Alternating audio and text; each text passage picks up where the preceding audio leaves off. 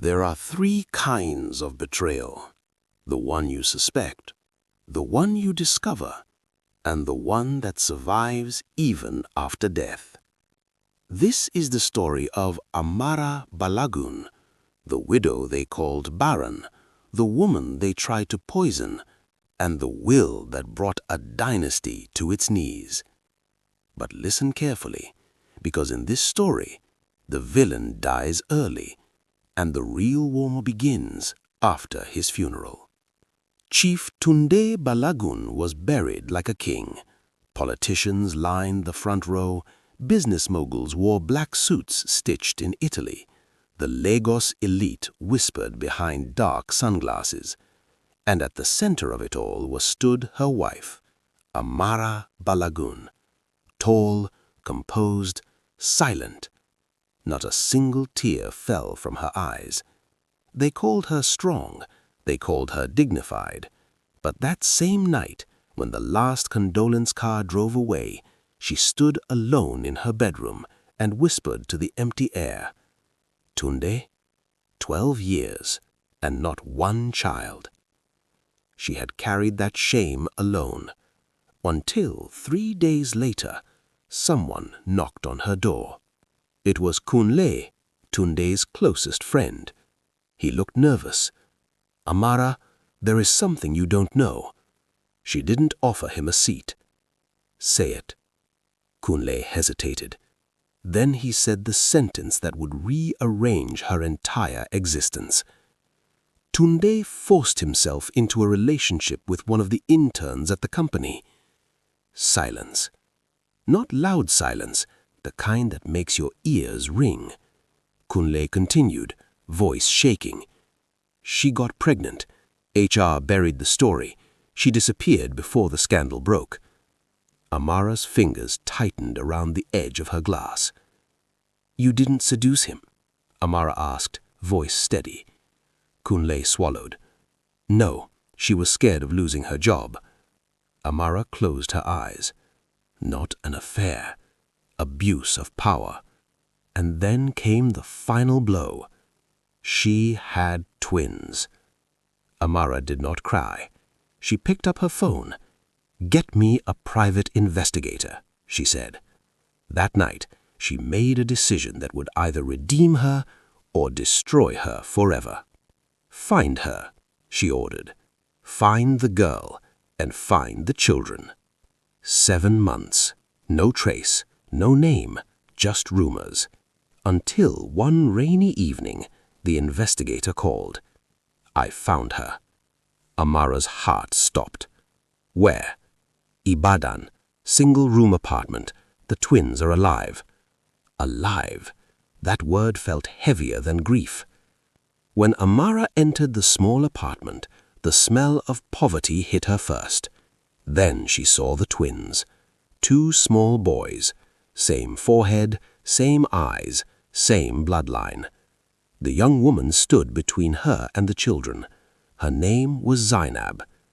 "I know who you are," Zainab said quietly, "and I know who he was." Amara didn't respond. She studied her carefully. "You were his intern," Amara said. Zainab nodded. "He didn't seduce me," she said slowly. "He cornered me. He said if I refused, I would lose my position. My family depended on that salary." Amara's jaw tightened. "I tried to quit," Zainab continued. "He blocked my transfer. He controlled everything." "And when you got pregnant?" Zainab's eyes filled. "He sent money, told me to keep quiet. Then he died." The twins stirred. One opened his eyes. Hazel, exactly like Tunde. Amara felt something twist inside her.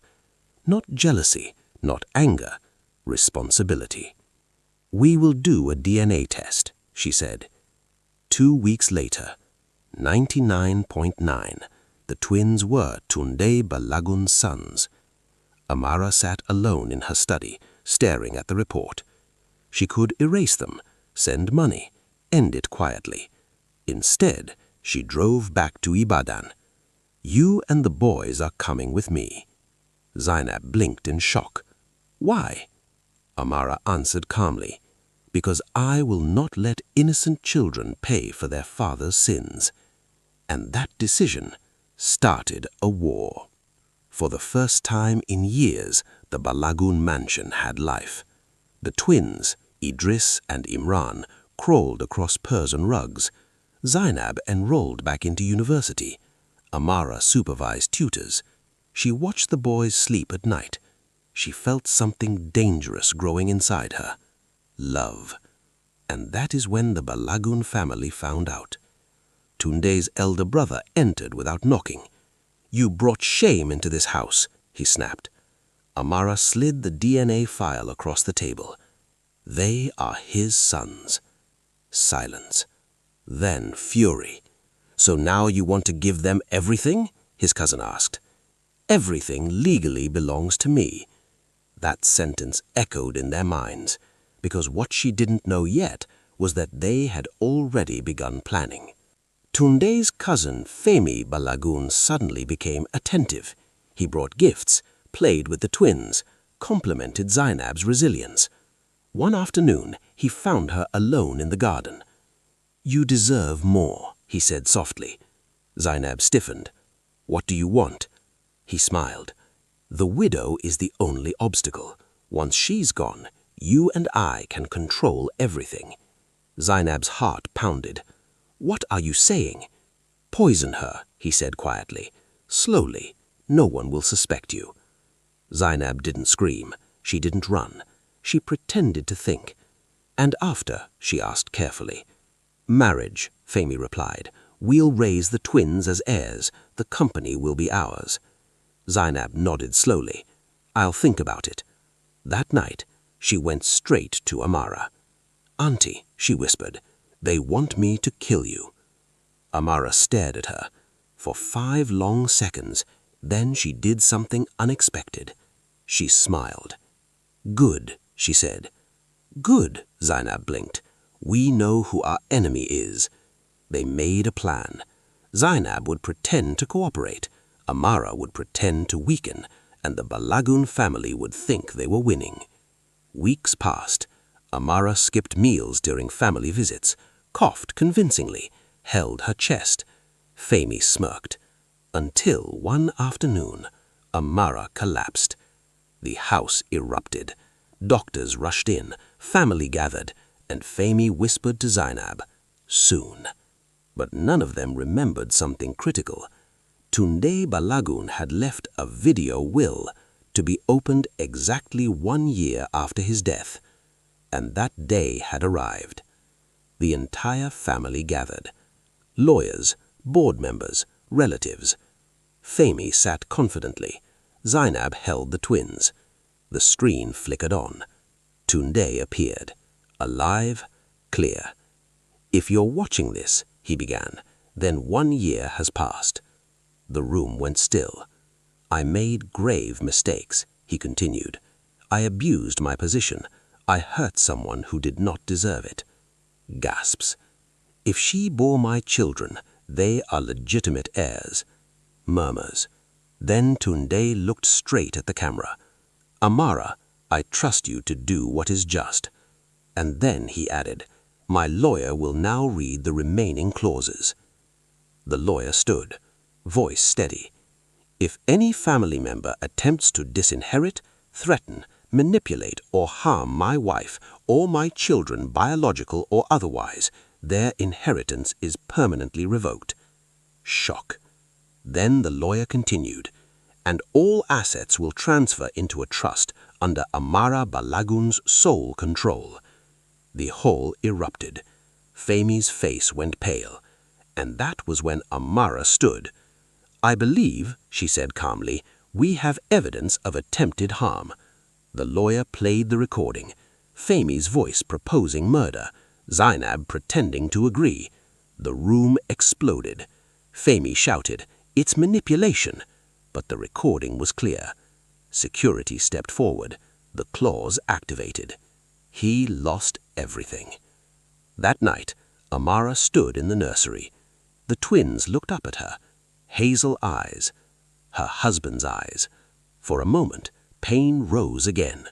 Then Idris reached for her, and she understood something.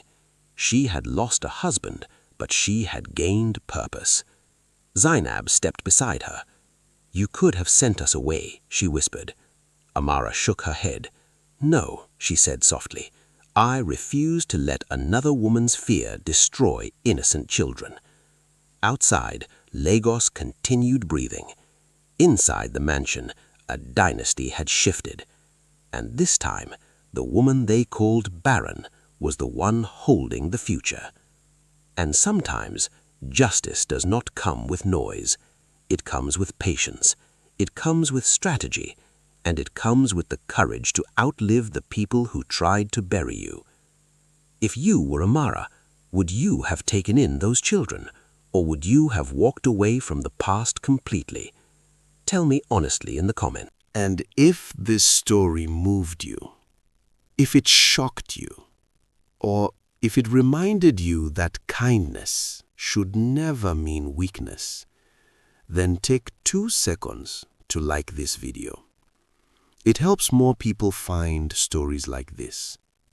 And if you love powerful African stories filled with betrayal, resilience, and unexpected justice, subscribe and share now, because the next story is even deeper.